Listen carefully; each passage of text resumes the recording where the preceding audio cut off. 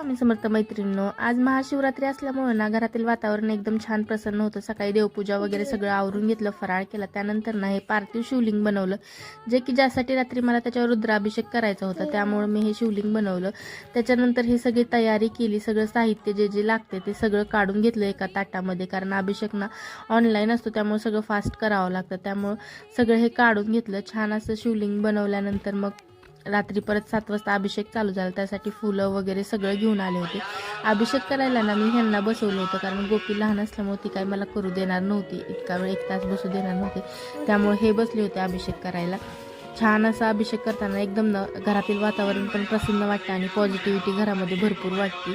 हा अभिषेक ना आम्ही 3 वर्ष झालं करतो बरं। हे श्रावणातल्या शिवरात्रीला एकदा करतो आणि आपल्या महाशिवरात्रीला एकदा करतो। घरात छान असं वातावरण होतं त्याच्यामुळे आणि प्रसन्न पण वाटतं। त्यानंतर ह्यांनी आरती वगैरे केली, आरती झाल्यानंतर छान पूजा आमची पार पडली।